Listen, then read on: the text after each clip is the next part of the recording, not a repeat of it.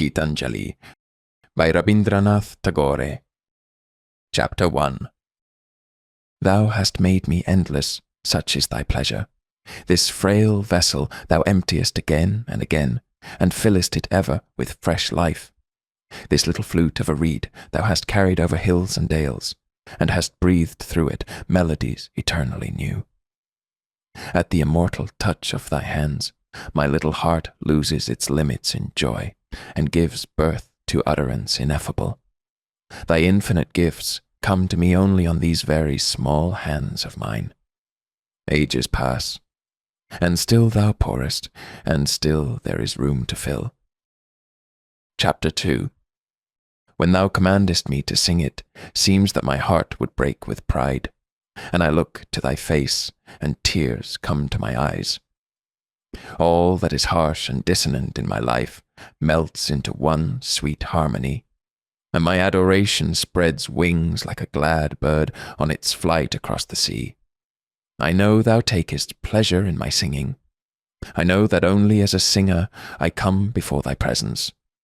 I touch by the edge of the far-spreading wing of my song thy feet, which I could never aspire to reach. Drunk with the joy of singing, I forget myself, and call thee friend who art my Lord. Chapter 3. I know not how thou singest, my master. I ever listen in silent amazement.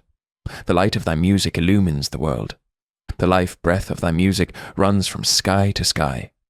The holy stream of thy music breaks through all stony obstacles and rushes on. My heart longs to join in thy song, but vainly struggles for a voice. I would speak, but speech breaks not into song, and I cry out baffled. Ah, thou hast made my heart captive in the endless meshes of thy music, my master. Chapter 4. Life of my life, I shall ever try to keep my body pure, knowing that thy living touch is upon all my limbs. I shall ever try to keep all untruths out from my thoughts, knowing that thou art that truth which has kindled the light of reason in my mind. I shall ever try to drive all evils away from my heart and keep my love in flower, knowing that thou hast thy seat in the inmost shrine of my heart. And it shall be my endeavour to reveal thee in my actions, knowing it is thy power gives me strength to act. Chapter 5. I ask for a moment's indulgence to sit by thy side. The works that I have in hand I will finish afterwards. Away from the sight of thy face, my heart knows no rest nor respite, and my work becomes an endless toil in a shoreless sea of toil. Today the summer has come at my window with its sighs and murmurs, and the bees are plying their minstrelsy at the court of the flowering grove. Now it is time to sit quiet, face to face with thee, and to sing dedication of life in this silent and overflowing leisure. Chapter 6. Pluck this little flower and take it. Delay not. I fear lest it droop and drop into the dust. I may not find a place in thy garland, but honour it with a touch of pain from thy hand and pluck it. I fear lest the day end before I am aware, and the time of offering go by. Though its colour be not deep and its smell be faint, use this flower in thy service, and pluck it while there is time. Chapter 7. My song has put off her adornments. She has no pride of dress and decoration. Ornaments would mar our union. They would come between thee and me. Their jingling would drown thy whispers. My poet's vanity dies in shame before thy sight. O master poet, I have sat down at thy feet. Only let me make my life simple and straight, like a flute of reed for thee to fill with music. Chapter 8. The child who is decked with prince's robes, and who has jewelled chains round his neck, loses all pleasure in his play. His dress hampers him at every step. In fear that it may be frayed, or stained with dust, he keeps himself from the world, and is afraid even to move. Mother, it is no gain, thy bondage of finery, if it keep one shut off from the healthful dust of the earth, if it rob one of the right of entrance to the great fair of common human life. Chapter 9. O fool, try to carry thyself upon thy own shoulders. O beggar, to come beg at thy own door. Leave all thy burdens on his hands, who can bear all, and never look behind in regret. Thy desire at once puts out the light from the lamp it touches with its breath. It is unholy. Take not thy gifts through its unclean hands. Accept only what is offered by sacred love. Chapter 10. Here is thy footstool, and there rest thy feet, where live the poorest, and lowliest, and lost. When I try to bow to thee, my obeisance cannot reach down to the depth where thy feet rest among the poorest, and lowliest, and lost. Pride can never approach to where thou walkest in the clothes of the humble among the poorest, and lowliest, and lost. My heart can never find its way to where thou keepest company with the companionless among the poorest, the lowliest, and the lost. Chapter 11. Leave this chanting and singing and telling of beads. Whom dost thou worship in this lonely dark corner of a temple with doors all shut? Open thine eyes, and see thy God is not before thee. He is there where the tiller is tilling the hard ground, and where the pathmaker is breaking stones. He is with them in sun and in shower, and his garment is covered with dust. Put off thy holy mantle, and even like him, come down on the dusty soil. Deliverance? Where is this deliverance to be found? Our Master himself has joyfully taken upon him the bonds of creation. He is bound with us all forever.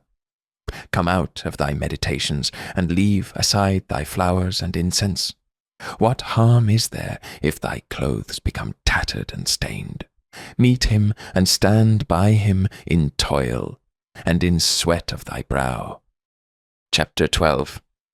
The time that my journey takes is long, and the way of it long. I came out on the chariot of the first gleam of light, and pursued my voyage through the wildernesses of worlds, leaving my track on many a star and planet. It is the most distant course that comes nearest to thyself, and that training is the most intricate which leads to the utter simplicity of a tune. The traveller has to knock at every alien door to come to his own, and one has to wander through all the outer worlds to reach the innermost shrine at the end. My eyes strayed far and wide before I shut them, and said, Here art thou. The question and the cry, Oh, where? Melt into tears of 1,000 streams, and deluge the world with the flood of the assurance, I am. Chapter 13. The song that I came to sing remains unsung to this day. I have spent my days in stringing, and in unstringing my instrument. The time has not come true. The words have not been rightly set.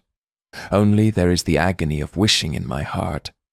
The blossom has not opened. Only the wind is sighing by. I have not seen his face, nor have I listened to his voice. Only I have heard his gentle footsteps from the road before my house.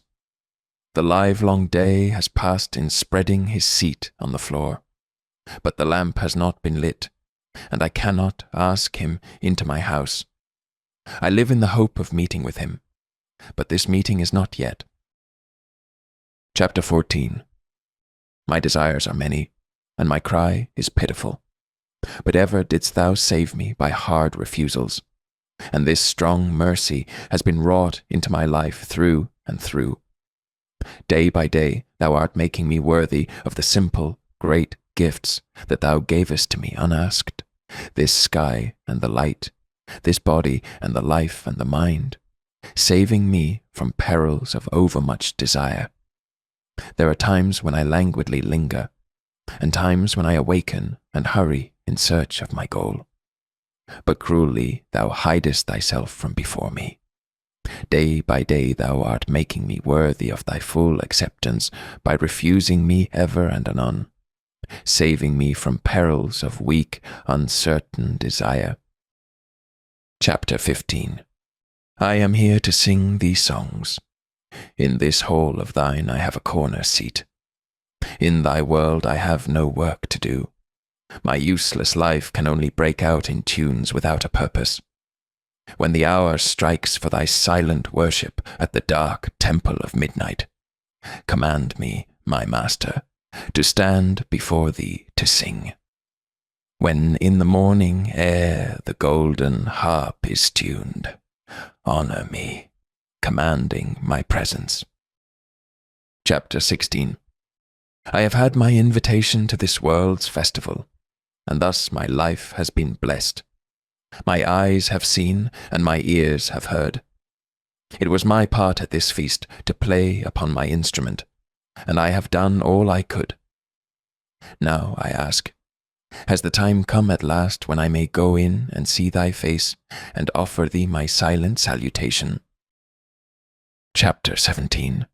I am only waiting for love to give myself up at last into his hands. That is why it is so late, and why I have been guilty of such omissions. They come with their laws and their codes to bind me fast, but I evade them ever, for I am only waiting for love to give myself up at last into his hands. People blame me and call me heedless. I doubt not they are right in their blame. The market day is over, and work is all done for the busy. Those who came to call me in vain have gone back in anger. I am only waiting for love to give myself up at last into his hands. Chapter 18. Clouds heap upon clouds, and it darkens. Ah, love, why dost thou let me wait outside at the door all alone? In the busy moments of the noontide work, I am with the crowd. But on this dark, lonely day, it is only for thee that I hope. If thou showest me not thy face, if thou leavest me wholly aside, I know not how I am to pass these long, rainy hours. I keep gazing on the far-away gloom of the sky, and my heart wanders wailing with the restless wind. Chapter 19. If thou speakest not, I will fill my heart with thy silence and endure it. I will keep still and wait like the night, with starry vigil, and its head bent low with patience. The morning will surely come, the darkness will vanish, and thy voice pour down in golden streams, breaking through the sky. Then thy words will take wing in songs from every one of my birds' nests, and thy melodies will break forth in flowers in all my forest groves. Chapter 20. On the day when the lotus bloomed, alas, my mind was straying, and I knew it not. My basket was empty, and the flower remained unheeded. Only now and again a sadness fell upon me, and I started up from my dream and felt a sweet trace of a strange fragrance in the south wind. That vague sweetness made my heart ache with longing, and it seemed to me that it was the eager breath of the summer seeking for its completion. I knew not then that it was so near, that it was mine, and that this perfect sweetness had blossomed in the depth of my own heart. Chapter 21. I must launch out my boat. The languid hours pass by on the shore. Alas for me, the spring has done its flowering and taken leave, and now with the burden of faded, futile flowers, I wait and linger. The waves have become clamorous, and upon the bank in the shady lane the yellow leaves flutter and fall. What emptiness do you gaze upon?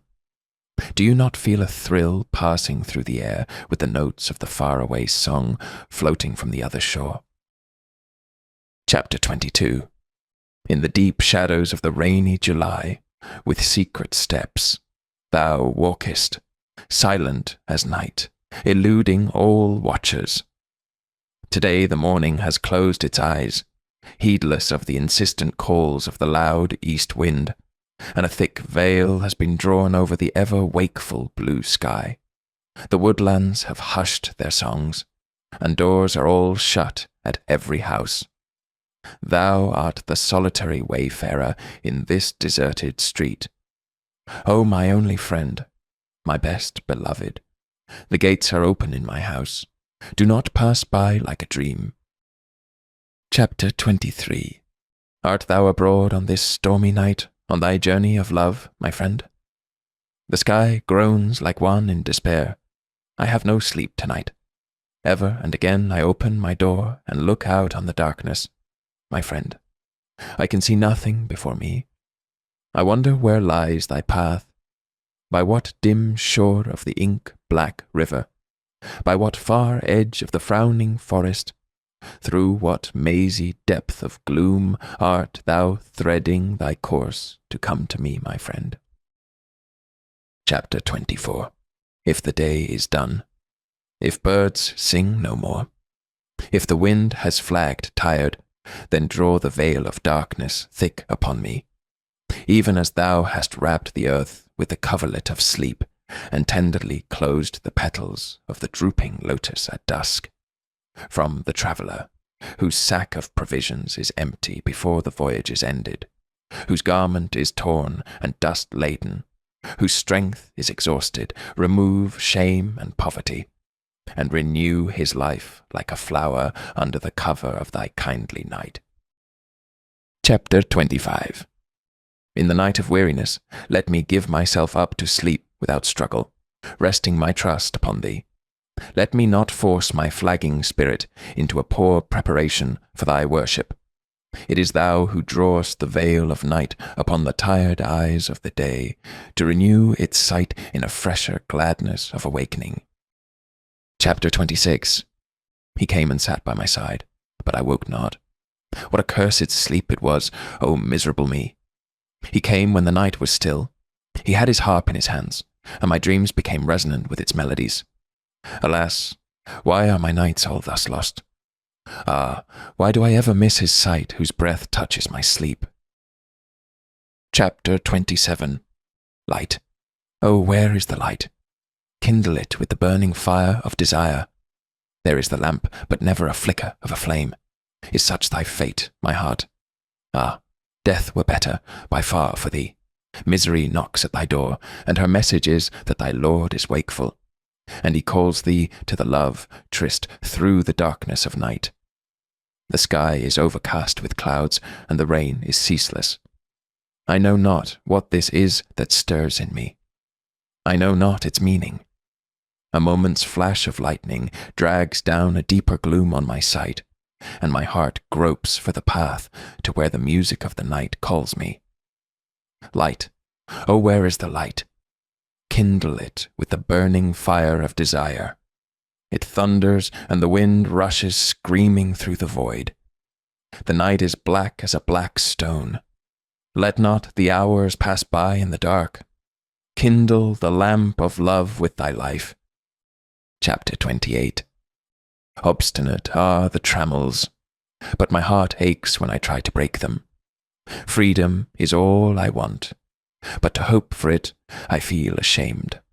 I am certain that priceless wealth is in thee, and that thou art my best friend, but I have not the heart to sweep away the tinsel that fills my room. The shroud that covers me is a shroud of dust and death. I hate it, yet hug it in love. My debts are large, my failures great, my shame secret and heavy, yet when I come to ask for my good, I quake in fear lest my prayer be granted. Chapter 29. He whom I enclose with my name is weeping in this dungeon. I am ever busy building this wall all around, and as this wall goes up into the sky day by day, I lose sight of my true being in its dark shadow. I take pride in this great wall, and I plaster it with dust and sand, lest a least hole should be left in this name. And for all the care I take, I lose sight of my true being. Chapter 30. I came out alone on my way to my tryst. But who is this that follows me in the silent dark? I move aside to avoid his presence, but I escape him not. He makes the dust rise from the earth with his swagger. He adds his loud voice to every word that I utter. He is my own little self, my Lord. He knows no shame, but I am ashamed to come to thy door in his company. Chapter 31. Prisoner, tell me, who was it that bound you? It was my master, said the prisoner. I thought I could outdo everybody in the world in wealth and power, and I amassed in my own treasure house the money due to my king.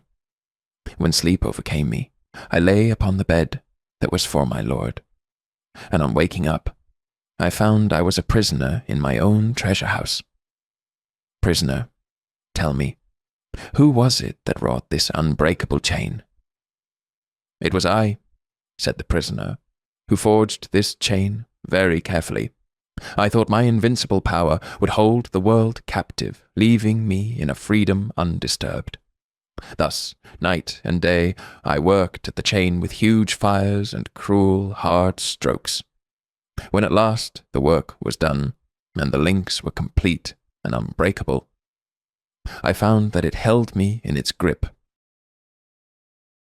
Chapter 32. By all means they try to hold me secure who love me in this world. But it is otherwise with thy love, which is greater than theirs, and thou keepest me free. Lest I forget them, they never venture to leave me alone. But day passes by after day, and thou art not seen. If I call not thee in my prayers, if I keep not thee in my heart, thy love for me still waits for my love. Chapter 33. When it was day, they came into my house and said, We shall only take the smallest room here. They said, We shall help you in the worship of your God and humbly accept only our own share in his grace. And then they took their seat in a corner, and they sat quiet and meek. But in the darkness of night, I find they break into my sacred shrine, strong and turbulent, and snatch with unholy greed the offerings from God's altar. Chapter 34. Let only that little be left of me, whereby I may name thee my all. Let only that little be left of my will, whereby I may feel thee on every side, and come to thee in everything, and offer to thee my love every moment. Let only that little be left of me, whereby I may never hide thee. Let only that little of my fetters be left, whereby I am bound with thy will, and thy purpose is carried out in my life, and that is the fetter of thy love. Chapter 35. Where the mind is without fear and the head is held high, where knowledge is free, where the world has not been broken up into fragments by narrow domestic walls, where words come out from the depth of truth, where tireless striving stretches its arms towards perfection, where the clear stream of reason has not lost its way into the dreary desert sand of dead habit, where the mind is led forward by thee into ever-widening thought and action. Into that heaven of freedom, my Father, let my country awake. Chapter 36. This is my prayer to thee, my Lord. Strike at the root of penury in my heart.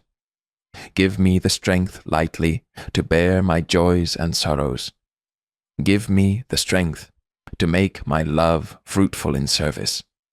Give me the strength never to disown the poor, or bend my knees before insolent might. Give me the strength to raise my mind high above daily trifles, and give me the strength to surrender my strength to thy will with love. Chapter 37. I thought that my voyage had come to its end at the last limit of my power, that the path before me was closed, that provisions were exhausted, and the time come to take shelter in a silent obscurity. But I find that thy will knows no end in me, and when old words die out on the tongue, new melodies break forth from the heart, and where the old tracks are lost, new country is revealed with its wonders. Chapter 38. that I want thee, only thee. Let my heart repeat without end. All desires that distract me, day and night, are false and empty to the core. As the night keeps hidden in its gloom the petition for light, even thus in the depth of my unconsciousness rings the cry. I want thee, only thee. As the storm still seeks its end in peace, when it strikes against peace with all its might, even thus my rebellion strikes against thy love, and still its cry is, I want thee, only thee. Chapter 39. When the heart is hard and parched up, come upon me with a shower of mercy. When grace is lost from life, come with a burst of song. When tumultuous work raises its din on all sides, shutting me out from beyond, come to me, my Lord of silence, with thy peace and rest. When my beggarly heart sits crouched, shut up in a corner, break open the door, my King, and come with the ceremony of a king. When desire blinds the mind with delusion and dust, O thou Holy One, thou wakeful, come with thy light and thy thunder. Chapter 40. The rain has held back for days and days, my God, in my arid heart. The horizon is fiercely naked, not the thinnest cover of a soft cloud, not the vaguest hint of a distant cool shower. Send thy angry storm, dark with death, if it is thy wish, and with lashes of lightning startle the sky from end to end. But call back, my Lord, call back this pervading, silent heat, still and keen and cruel, burning the heart with dire despair. Let the cloud of grace bend low from above, like the tearful look of the mother on the day of the Father's wrath. Chapter 41. Where dost thou stand behind them all, my lover, hiding thyself in the shadows? They push thee and pass thee by on the dusty road, taking thee for naught. I wait here weary hours, spreading my offerings for thee, while passers-by come and take my flowers, one by one, and my basket is nearly empty. The morning time is past, and the noon. In the shade of evening my eyes are drowsy with sleep. Men going home glance at me and smile, and fill me with shame. I sit like a beggar maid, drawing my skirt over my face, and when they ask me what it is I want, I drop my eyes and answer them not.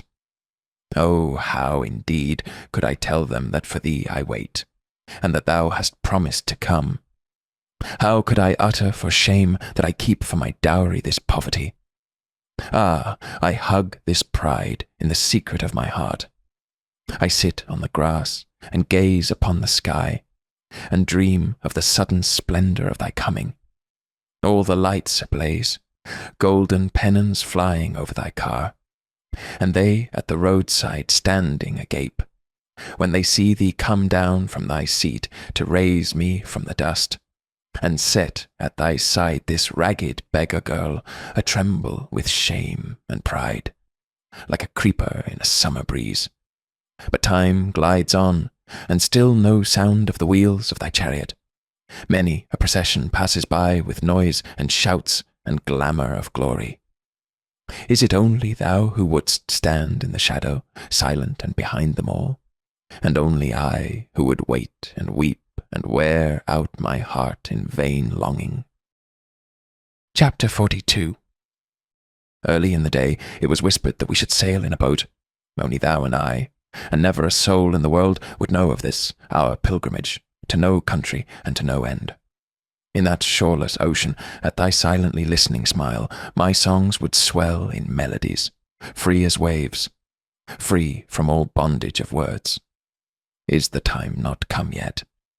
Are there works still to do? Lo, the evening has come down upon the shore, and in the fading light the seabirds come flying to their nests. Who knows when the chains will be off, and the boat, like the last glimmer of sunset, vanish into the night? Chapter 43. The day was when I did not keep myself in readiness for thee, and entering my heart unbidden, even as one of the common crowd, unknown to me, my king, thou didst press the signet of eternity upon many a fleeting moment of my life. And today, when by chance I light upon them and see thy signature, I find they have lain scattered in the dust, mixed with the memory of joys and sorrows of my trivial days forgotten. Thou didst not turn in contempt from my childish play among dust, and the steps that I heard in my playroom are the same that are echoing from star to star. Chapter 44. This is my delight. Thus, to wait and watch at the wayside where shadow chases light, and the rain comes in the wake of the summer. Messengers with tidings from unknown skies greet me and speed along the road. My heart is glad within, and the breath of the passing breeze is sweet. From dawn till dusk I sit here before my door, and I know that of a sudden the happy moment will arrive when I shall see. In the meanwhile I smile and I sing all alone. In the meanwhile the air is filling with the perfume of promise. Chapter 45. Have you not heard his silent steps? He comes, ever comes. Every moment and every age, every day and every night, he comes, ever comes. Many a song have I sung in many a mood of mind, but all their notes have always proclaimed, he comes, ever comes. In the fragrant days of sunny April, through the forest path he comes, ever comes. In the rainy gloom of July nights, on the thundering chariot of clouds, he comes, ever comes. In sorrow after sorrow, it is his steps that press upon my heart, and it is the golden touch of his feet that makes my joy to shine. Chapter 46. I know not from what distant time thou art ever coming nearer to meet me. Thy sun and stars can never keep thee hidden from me for aye. In many a morning and eve thy footsteps have been heard, and thy messenger has come within my heart and called me in secret. I know not why today my life is all astir, and a feeling of tremulous joy is passing through my heart. It is as if the time were come to wind up my work, and I feel in the air a faint smell of thy sweet presence. Chapter 47. The night is nearly spent waiting for him in vain. I fear lest in the morning he suddenly come to my door when I have fallen asleep wearied out. O friends, leave the way open to him. Forbid him not. If the sound of his steps doesn't wake me, do not try to rouse me, I pray. I wish not to be called from my sleep by the clamorous choir of birds, by the riot of wind at the festival of morning light. Let me sleep undisturbed, even if my Lord comes of a sudden to my door. Ah, my sleep, precious sleep, which only waits for his touch to vanish. Ah, my closed eyes that would open their lids only to the light of his smile when he stands before me like a dream emerging from darkness of sleep. Let him appear before my sight as the first of all lights and all forms. The first thrill of joy to my awakened soul, let it come from his glance. And let my return to myself be immediate return to him. Chapter 48. The morning sea of silence broke into ripples of bird songs, and the flowers were all merry by the roadside, and the wealth of gold was scattered through the rift of the clouds, while we busily went on our way and paid no heed. We sang no glad songs nor played. We went not to the village for barter. We spoke not a word nor smiled. We lingered not on the way. We quickened our pace more and more as the time sped by. The sun rose to the mid-sky, and doves cooed in the shade. Withered leaves danced and whirled in the hot air of noon. The shepherd boy drowsed and dreamed in the shadow of the banyan tree, and I laid myself down by the water and stretched my tired limbs on the grass. My companions laughed at me in scorn. They held their heads high and hurried on, They never looked back nor rested. They vanished in the distant blue haze. They crossed many meadows and hills, and passed through strange, far-away countries. All honor to you, heroic host of the interminable path. Mockery and reproach pricked me to rise, but found no response in me. I gave myself up for lost in the depth of a glad humiliation, in the shadow of a dim delight. The repose of the sun-embroidered green gloom slowly spread over my heart. I forgot for what I had travelled, and I surrendered my mind without struggle to the maze of shadows and songs. At last, when I woke from my slumber and opened my eyes, I saw thee standing by me, flooding my sleep with thy smile. How I had feared that the path was long and wearisome, and the struggle to reach thee was hard. Chapter 49. You came down from your throne and stood at my cottage door.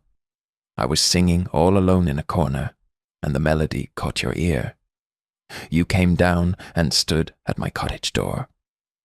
Masters are many in your hall, and songs are sung there at all hours, but the simple carol of this novice struck at your love. One plaintive little strain mingled with the great music of the world, and with a flower for a prize, you came down and stopped at my cottage door. Chapter 50. I had gone a-begging from door to door in the village path, when thy golden chariot appeared in the distance like a gorgeous dream, and I wondered who was this king of all kings. My hopes rose high, and methought my evil days were at an end, and I stood waiting for alms to be given unasked, and for wealth scattered on all sides in the dust. The chariot stopped where I stood. Thy glance fell on me, and thou camest down with a smile. I felt that the luck of my life had come at last. Then, of a sudden, thou didst hold out thy right hand and say, "What hast thou to give to me?" Ah, what a kingly jest was it to open thy palm to a beggar to beg. I was confused, and stood undecided, and then from my wallet I slowly took out the least little grain of corn and gave it to thee. But how great my surprise when at the day's end I emptied my bag on the floor to find a least little grain of gold among the poor heap. I bitterly wept, and wished that I had had the heart to give thee my all. Chapter 51. The night darkened. Our day's works had been done. We thought that the last guest had arrived for the night, and the doors in the village were all shut. Only some said the king was to come. We laughed and said, "No, it cannot be." It seemed there were knocks at the door, and we said it was nothing but the wind. We put out the lamps and lay down to sleep. Only some said, "It is the messenger." We laughed and said, "No, it must be the wind." There came a sound in the dead of the night. We sleepily thought it was the distant thunder. The earth shook, the walls rocked, and it troubled us in our sleep. Only some said it was the sound of wheels. We said in a drowsy murmur, "No, it must be the rumbling of clouds." The night was still dark when the drum sounded. The voice came, "Wake up! Delay not!" We pressed our hands on our hearts and shuddered with fear. Some said, "Lo, there's the king's flag." We stood up on our feet and cried, "There is no time for delay. The king has come. But where are lights? Where are wreaths? Where is the throne to seat him? Oh, shame! Oh, utter shame! Where is the hall, the decorations? Someone has said, "Vain is this cry. Greet him with empty hands, lead him into thy rooms all bare. Open the doors, let the conch shells be sounded. In the depth of the night has come the king of our dark, dreary house. The thunder roars in the sky. The darkness shudders with lightning. Bring out thy tattered piece of mat, and spread it in the courtyard. With the storm has come of a sudden our king of the fearful night. Chapter 52. I thought I should ask of thee, but I dared not, the rose wreath thou hadst on thy neck. Thus I waited for the morning, when thou didst depart, to find a few fragments on the bed. And like a beggar, I searched in the dawn only for a stray petal or two. Ah me, what is it I find? What token left of thy love? It is no flower, no spices, no vase of perfumed water. It is thy mighty sword, flashing as a flame, heavy as a bolt of thunder. The young light of morning comes through the window and spreads itself upon thy bed. The morning bird twitters and asks, Woman, what hast thou got? No, it is no flower, nor spices, nor vase of perfumed water. It is thy dreadful sword. I sit and muse in wonder. What gift is this of thine? I can find no place to hide it. I am ashamed to wear it, frail as I am, and it hurts me when I press it to my bosom. Yet shall I bear in my heart this honour of the burden of pain, this gift of thine. From now there shall be no fear left for me in this world, and thou shalt be victorious in all my strife. Thou hast left death for my companion, and I shall crown him with my life. And thy sword is with me to cut asunder my bonds, and there shall be no fear left for me in the world. From now I leave off all petty decorations. Lord of my heart, no more shall there be for me waiting and weeping in corners, no more coyness and sweetness of demeanour. Thou hast given me thy sword for adornment. No more dolls' decorations for me. Chapter 53. Beautiful is thy wristlet, decked with stars and cunningly wrought in myriad-coloured jewels. But more beautiful to me thy sword, with its curve of lightning, like the outspread wings of the divine bird of Vishnu, perfectly poised in the angry red light of the sunset. It quivers like the one last response of life in ecstasy of pain at the final stroke of death. It shines like the pure flame of being burning up earthly sense with one fierce flash. Beautiful is thy wristlet, decked with starry gems. But thy sword, O Lord of thunder, is wrought with uttermost beauty, terrible to behold or think of. Chapter 54. I asked nothing from thee, I uttered not my name to thine ear. When thou tookst thy leave, I stood silent. I was alone by the well, where the shadow of the tree fell aslant, and the women had gone home with their brown earthen pitchers full to the brim. They called me and shouted, Come with us, the morning is wearing on to noon. But I languidly lingered a while, lost in the midst of vague musings.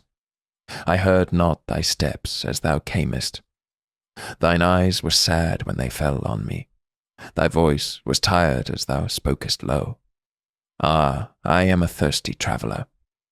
I started up from my daydreams and poured water from my jar on thy joined palms. The leaves rustled overhead. The cuckoo sang from the unseen dark, and perfume of babla flowers came from the bend of the road. I stood speechless with shame when my name thou didst ask. Indeed, what had I done for thee to keep me in remembrance? But the memory that I could give water to thee to allay thy thirst will cling to my heart and enfold it in sweetness. The morning hour is late. The bird sings in weary notes. Neem leaves rustle overhead, and I sit and think and think. Chapter 55. Languor is upon your heart, and the slumber is still on your eyes. Has not the word come to you that the flower is reigning in splendour among thorns? Wake, O awaken, let not the time pass in vain. At the end of the stony path, in the country of virgin solitude, my friend is sitting all alone. Deceive him not. Wake, O awaken. What if the sky pants and trembles with the heat of the midday sun? What if the burning sand spreads its mantle of thirst? Is there no joy in the deep of your heart? At every footfall of yours, will not the harp of the road break out in sweet music of pain? Chapter 56. Thus it is that thy joy in me is so full. Thus it is that thou hast come down to me. O thou Lord of all heavens, where would be thy love if I were not? Thou hast taken me as thy partner of all this wealth. In my heart is the endless play of thy delight. In my life thy will is ever taking shape. And for this, thou who art the King of kings hast decked thyself in beauty to captivate my heart. And for this thy love loses itself in the love of thy lover, and there art thou seen in the perfect union of two. Chapter 57. Light, my light, the world-filling light, the eye-kissing light, heart-sweetening light. Ah, the light dances, my darling, at the centre of my life. The light strikes, my darling, the chords of my love. The sky opens, the wind runs wild, laughter passes over the earth. The butterflies spread their sails on the sea of light. Lilies and jasmines surge up on the crest of the waves of light. The light is shattered into gold on every cloud, my darling, and it scatters gems in profusion. Mirth spreads from leaf to leaf, my darling, and gladness without measure. The heaven's river has drowned its banks, and the flood of joy is abroad. Chapter 58. Let all the strains of joy mingle in my last song, the joy that makes the earth flow over in the riotous excess of the grass, the joy that sets the twin brothers, life and death, dancing over the wide world, the joy that sweeps in with the tempest, shaking and waking all life with laughter, the joy that sits still with its tears on the open red lotus of pain, and the joy that throws everything it has upon the dust and knows not a word. Chapter 59. Yes, I know. This is nothing but thy love, O beloved of my heart, this golden light that dances upon the leaves, these idle clouds sailing across the sky, this passing breeze leaving its coolness upon my forehead. The morning light has flooded my eyes. This is thy message to my heart. Thy face is bent from above. Thy eyes look down on my eyes, and my heart has touched thy feet. Chapter 60. On the seashore of endless worlds children meet. The infinite sky is motionless overhead, and the restless water is boisterous. On the seashore of endless worlds, the children meet with shouts and dances. They build their houses with sand, and they play with empty shells. With withered leaves they weave their boats, and smilingly float them on the vast deep. Children have their play on the seashore of worlds. They know not how to swim. They know not how to cast nets. Pearl fishers dive for pearls. Merchants sail in their ships, while children gather pebbles and scatter them again. They seek not for hidden treasures. They know not how to cast nets. The sea surges up with laughter, and pale gleams the smile of the sea beach. Death-dealing waves sing meaningless ballads to the children, even like a mother while rocking her baby's cradle. The sea plays with children, and pale gleams the smile of the sea beach. On the seashore of endless worlds, children meet. Tempest roams in the pathless sky. Ships get wrecked in the trackless water. Death is abroad, and children play. On the seashore of endless worlds is the great meeting of children. Chapter 61. The sleep that flits on baby's eyes. Does anybody know from where it comes? Yes, there's a rumour that it has its dwelling there. In the fairy village among shadows of the forest, dimly lit with glow-worms, there hang two timid buds of enchantment. From there it comes to kiss baby's eyes. The smile that flickers on baby's lips when he sleeps. Does anybody know where it was born? Yes, there is a rumour that a young pale beam of a crescent moon touched the edge of a vanishing autumn cloud, and there the smile was first born in the dream of a dew-washed morning. the smile that flickers on baby's lips when he sleeps, the sweet, soft freshness that blooms on baby's limbs. Does anybody know where it was hidden so long? Yes. When the mother was a young girl, it lay pervading her heart in tender and silent mystery of love. The sweet, soft freshness that has bloomed on baby's limbs. Chapter 62. When I bring to you colored toys, my child, I understand why there is such a play of colors on clouds, on water, and why flowers are painted in tints. When I give colored toys to you, my child, when I sing to make you dance, I truly know why there is music in leaves, and why waves send their chorus of voices to the heart of the listening earth. When I sing to make you dance, when I bring sweet things to your greedy hands, I know why there is honey in the cup of the flowers, and why fruits are secretly filled with sweet juice. When I bring sweet things to your greedy hands, when I kiss your face to make you smile, my darling.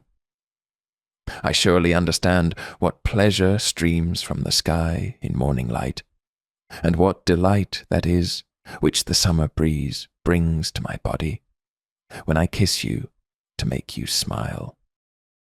Chapter 63. Thou hast made me known to friends whom I knew not. Thou hast given me seats in homes not my own. Thou hast brought the distant near and made a brother of the stranger. I am uneasy at heart when I have to leave my accustomed shelter.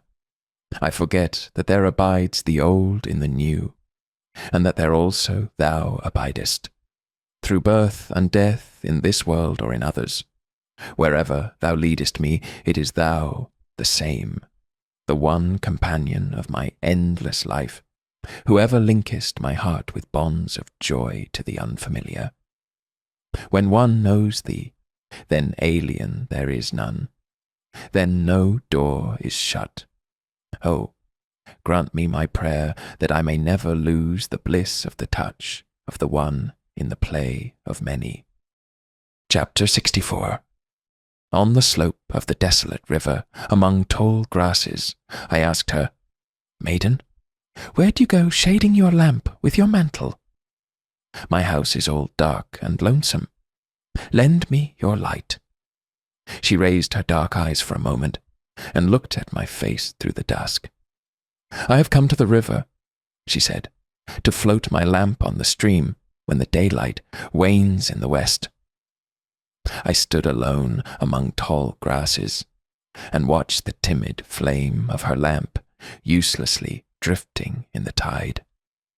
In the silence of gathering night, I asked her, Maiden, your lights are all lit. Then where do you go with your lamp? My house is all dark and lonesome. Lend me your light. She raised her dark eyes on my face and stood for a moment doubtful. I have come, she said at last, to dedicate my lamp to the sky.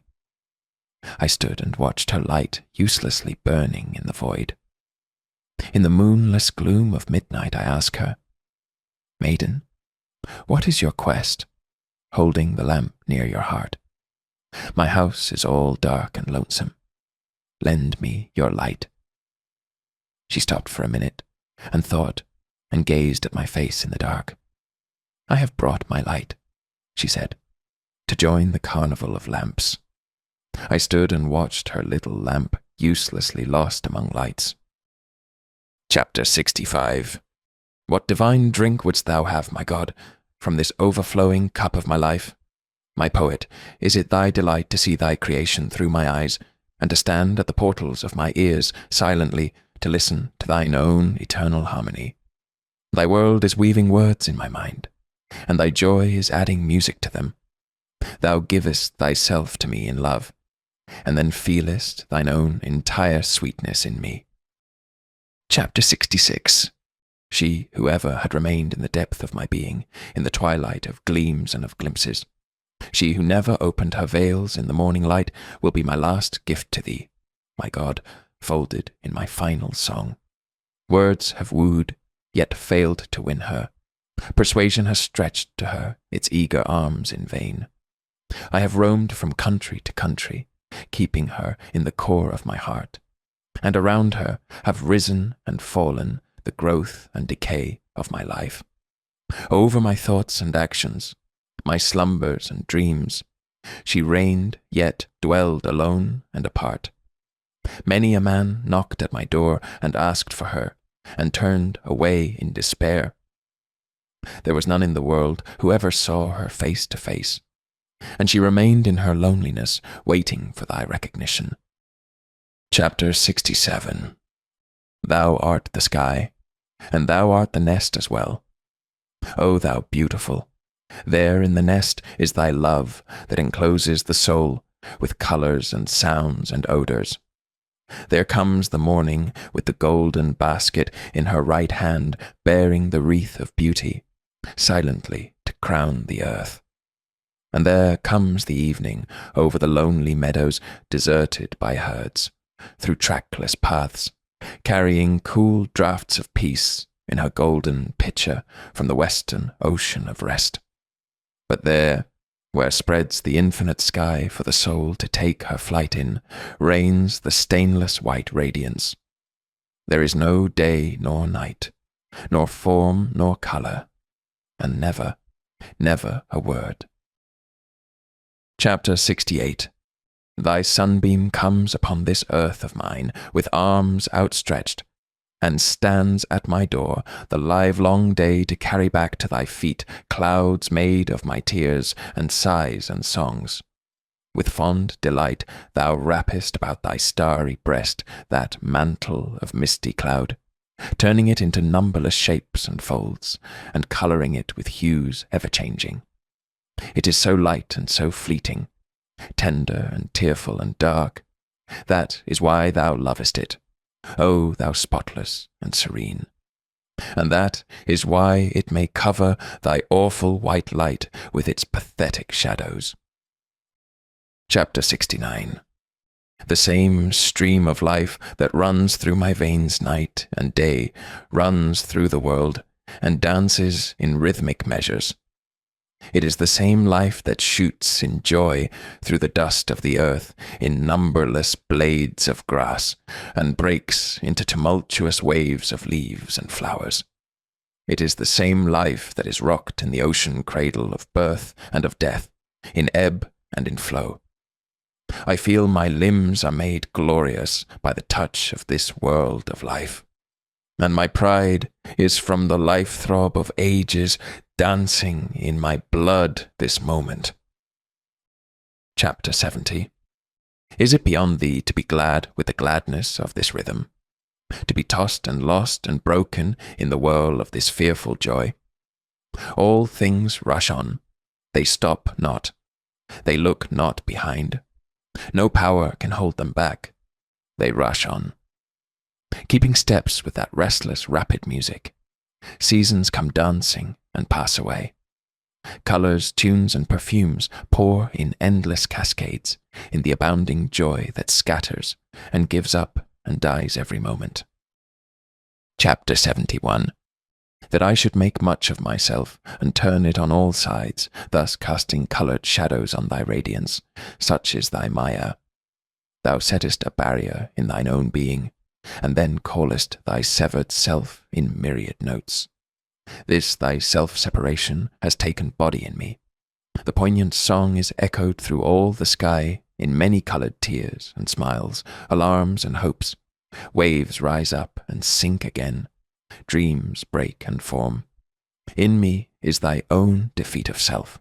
This screen that thou hast raised is painted with innumerable figures, with the brush of the night and the day. Behind it, thy seat is woven in wondrous mysteries of curves, casting away all barren lines of straightness. The great pageant of thee and me has overspread the sky.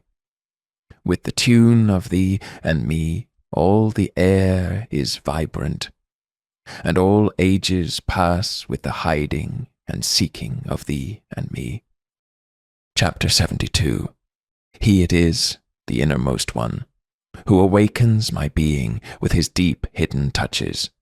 He it is who puts his enchantment upon these eyes, and joyfully plays on the chords of my heart in varied cadence of pleasure and pain. He it is who weaves the web of this Maya in evanescent hues of gold and silver, blue and green, and lets peep out through the folds his feet, at whose touch I forget myself. Days come, and ages pass, and it is ever he who moves my heart in many a name, in many a guise, in many a rapture of joy and of sorrow. Chapter 73. Deliverance is not for me in renunciation. I feel the embrace of freedom in 1,000 bonds of delight. Thou ever pourest for me the fresh draught of thy wine of various colours and fragrance, filling this earthen vessel to the brim. My world will light its 100 different lamps with thy flame, and place them before the altar of thy temple. No, I will never shut the doors of my senses. The delights of sight and hearing and touch will bear thy delight. Yes, all my illusions will burn into illumination of joy, and all my desires ripen into fruits of love. Chapter 74. The day is no more. The shadow is upon the earth. It is time that I go to the stream to fill my pitcher. The evening air is eager with the sad music of the water. Ah, it calls me out into the dusk. In the lonely lane there is no passer-by. The wind is up. The ripples are rampant in the river. I know not if I shall come back home. I know not whom I shall chance to meet. There at the fording in the little boat, the unknown man plays upon his lute. Chapter 75. Thy gifts to us mortals fulfill all our needs, and yet run back to thee undiminished. The river has its everyday work to do, and hastens through fields and hamlets. Yet its incessant stream winds towards the washing of thy feet. The flower sweetens the air with its perfume, yet its last service is to offer itself to thee. Thy worship does not impoverish the world. From the words of the poet, men take what meanings please them, yet their last meaning points to thee. Chapter 76. Day after day, O Lord of my life, shall I stand before thee face to face. With folded hands, O Lord of all worlds, shall I stand before thee face to face. Under thy great sky in solitude and silence, with humble heart shall I stand before thee face to face. In this laborious world of thine, tumultuous with toil and with struggle, among hurrying crowds shall I stand before thee face to face. And when my work shall be done in this world, O King of Kings, alone and speechless shall I stand before thee face to face. Chapter 77.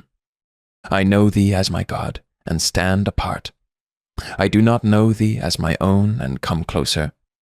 I know thee as my Father, and bow before thy feet. I do not grasp thy hand as my friends. I stand not where thou comest down, and ownest thyself as mine, there to clasp thee to my heart, and take thee as my comrade. Thou art the brother amongst my brothers, but I heed them not. I divide not my earnings with them, thus sharing my all with thee. In pleasure and in pain I stand not by the side of men, and thus stand by thee. I shrink to give up my life, and thus do not plunge into the great waters of life. Chapter 78. When the creation was new, and all the stars shone in their first splendor, the gods held their assembly in the sky, and sang, "Oh, the picture of perfection, the joy unalloyed." But one cried of a sudden, "It seems that somewhere there is a break in the chain of light, and one of the stars has been lost." The golden string of their harp snapped, their song stopped, and they cried in dismay. Yes, that lost star was the best. She was the glory of all heavens. From that day the search is unceasing for her, and the cry goes on from one to the other, that in her the world has lost its one joy. Only in the deepest silence of night the stars smile and whisper among themselves. Vain is this seeking. Unbroken perfection is over all. Chapter 79. If it is not my portion to meet thee in this life, then let me ever feel that I have missed thy sight. Let me not forget for a moment. Let me carry the pangs of this sorrow in my dreams and in my wakeful hours.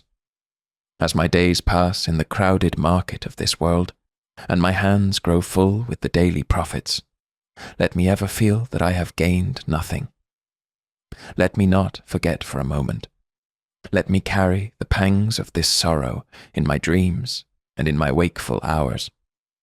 When I sit by the roadside, tired and panting, when I spread my bed low in the dust, let me ever feel that the long journey is still before me. Let me not forget a moment. Let me carry the pangs of this sorrow in my dreams and in my wakeful hours.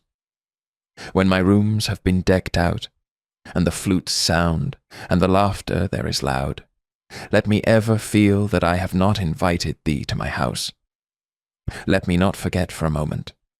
Let me carry the pangs of this sorrow in my dreams and in my wakeful hours. Chapter 80. I am like a remnant of a cloud of autumn, uselessly roaming in the sky.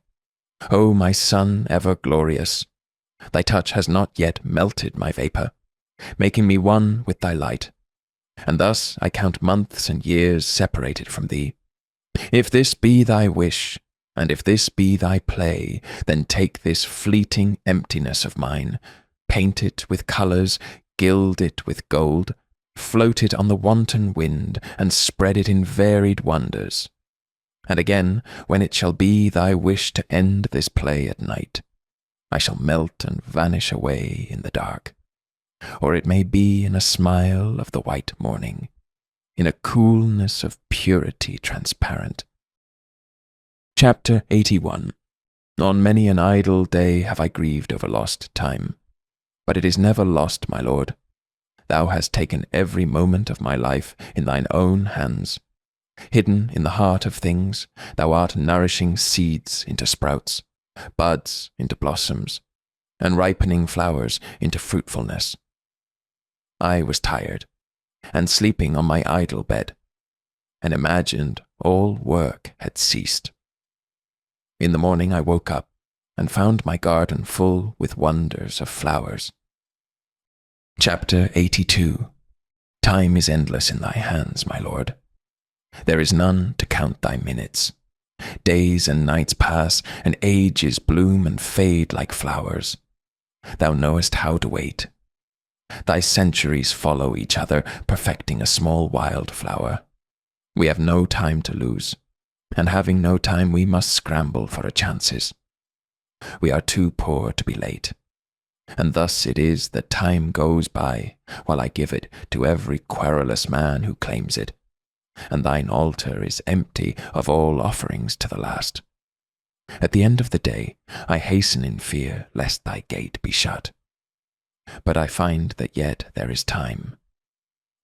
Chapter 83. Mother, I shall weave a chain of pearls for thy neck with my tears of sorrow.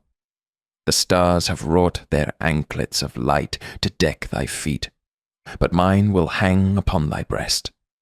Wealth and fame come from thee, and it is for thee to give or to withhold them. But this, my sorrow, is absolutely mine own, and when I bring it to thee as my offering, thou rewardest me with thy grace. Chapter 84. It is the pang of separation that spreads throughout the world and gives birth to shapes innumerable in the infinite sky.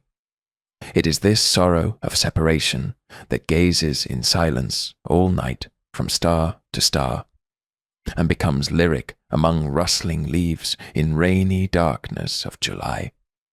It is this overspreading pain that deepens into loves and desires, into sufferings and joys in human homes, and this it is that ever melts and flows in songs through my poet's heart. Chapter 85. When the warriors came out first from their master's hall, where had they hid their power? Where were their armour and their arms? They looked poor and helpless, and the arrows were showered upon them on the day they came out from their master's hall. When the warriors marched back again to their master's hall, where did they hide their power? They had dropped the sword and dropped the bow and the arrow. Peace was on their foreheads, and they had left the fruits of their life behind them on the day they marched back again to their master's hall. Chapter 86.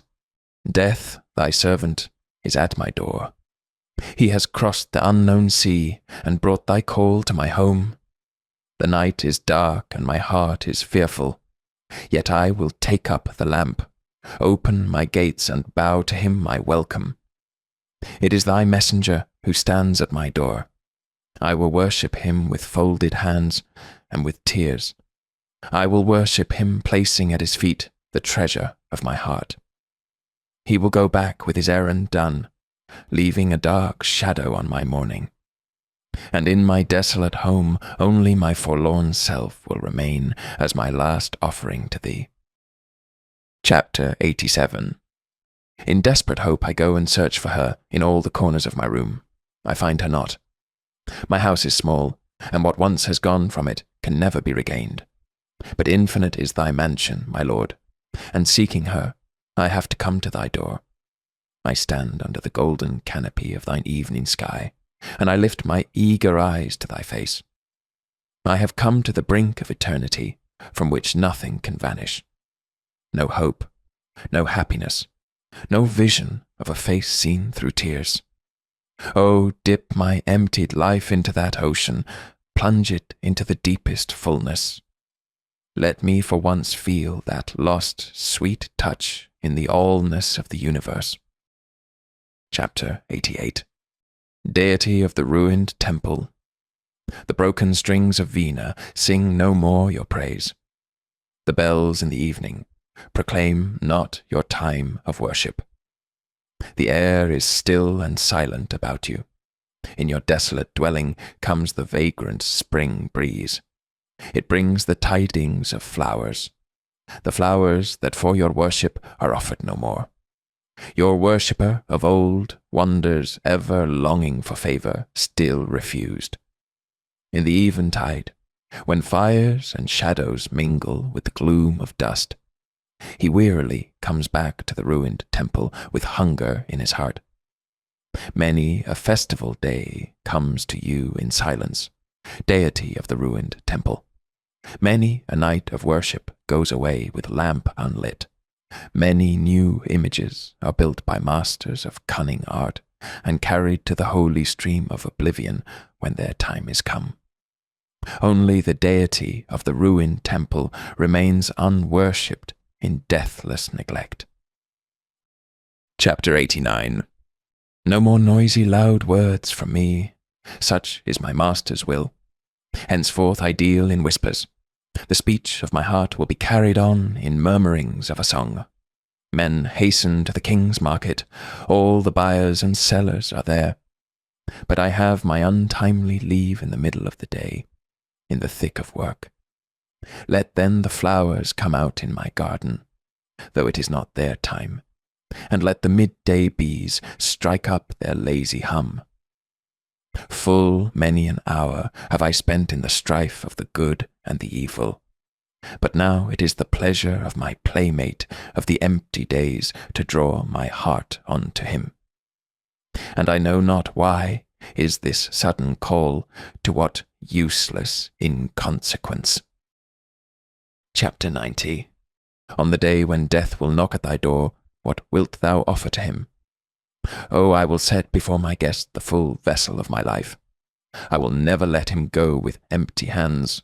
All the sweet vintage of all my autumn days and summer nights, all the earnings and gleanings of my busy life will I place before him at the close of my days, when death will knock at my door.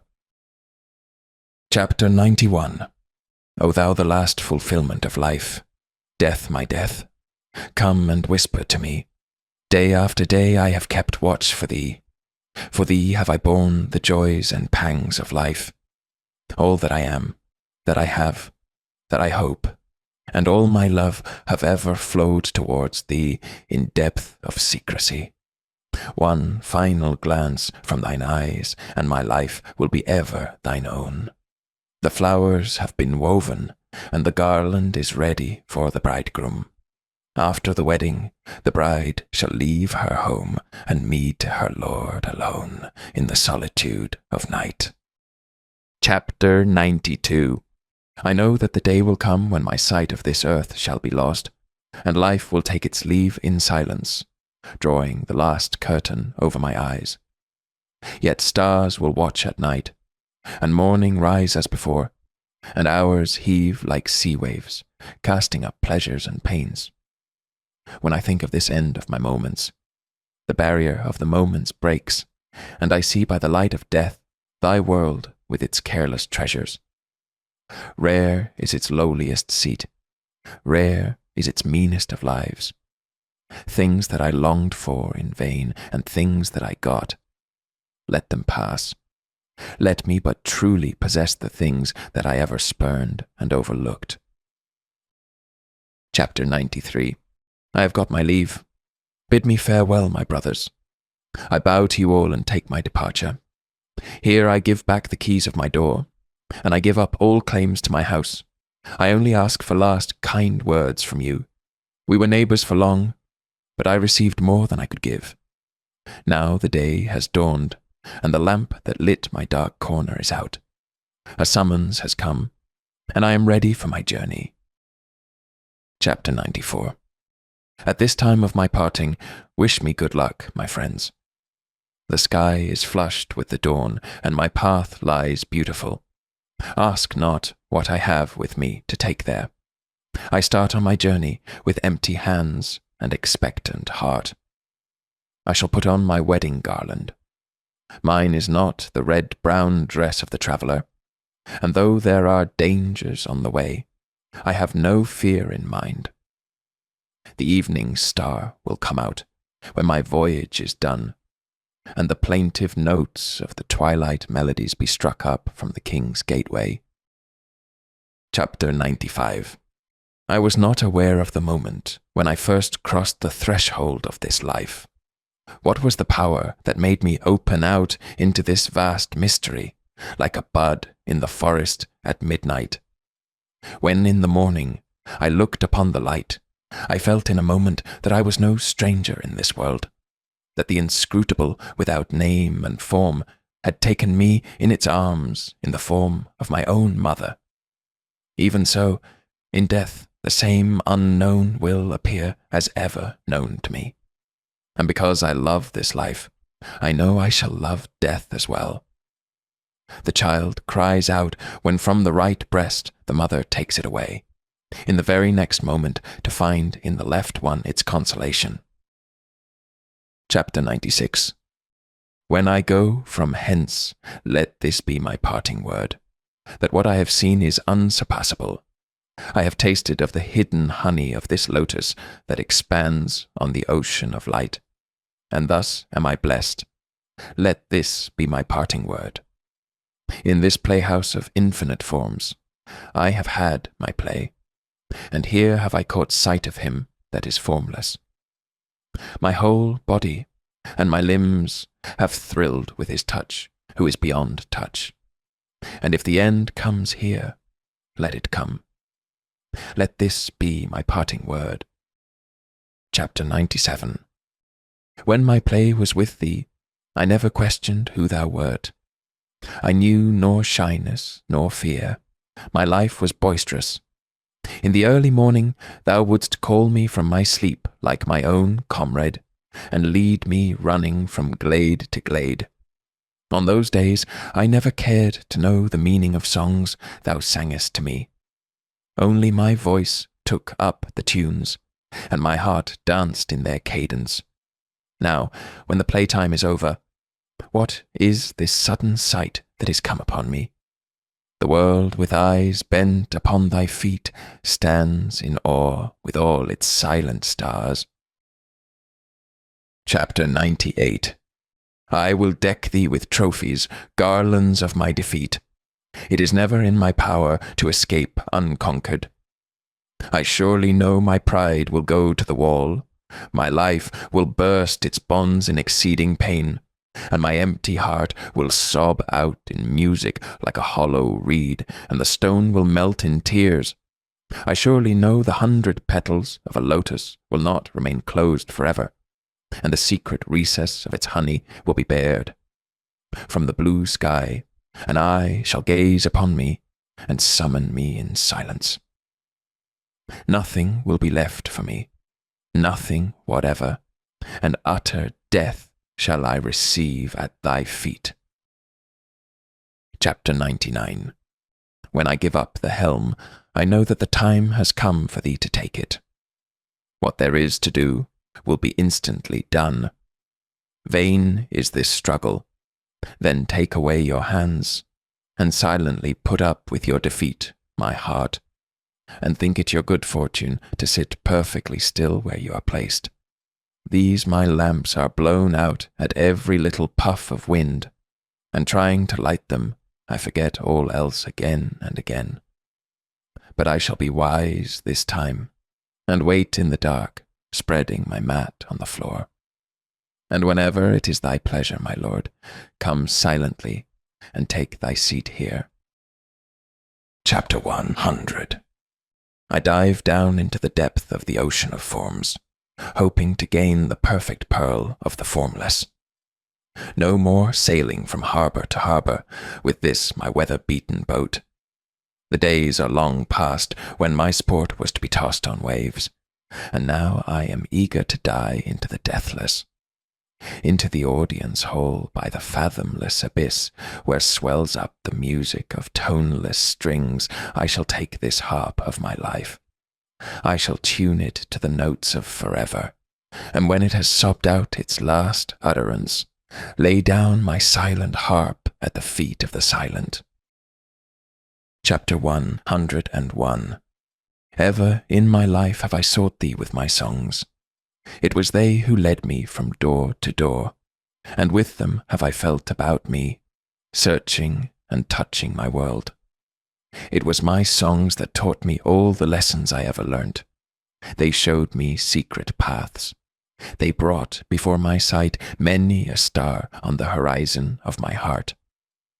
They guided me all the day long to the mysteries of the country of pleasure and pain, and at last, to what palace gate have they brought me in the evening at the end of my journey? Chapter 102. I boasted among men that I had known you. They see your pictures in all works of mine. They come and ask me, who is he? I know not how to answer them. I say, indeed, I cannot tell. They blame me and they go away in scorn. And you sit there smiling. I put my tales of you into lasting songs. The secret gushes out from my heart. They come and ask me, tell me all your meanings. I know not how to answer them. I say, who knows what they mean? They smile and go away in utter scorn. And you sit there smiling. Chapter 103. In one salutation to thee, my God, let all my senses spread out and touch this world at thy feet. Like a rain cloud of July hung low with its burden of unshed showers, let all my mind bend down at thy door in one salutation to thee. Let all my songs gather together their diverse strains into a single current, and flow to a sea of silence in one salutation to thee. Like a flock of homesick cranes flying night and day back to their mountain nests, let all my life take its voyage to its eternal home in one salutation to thee.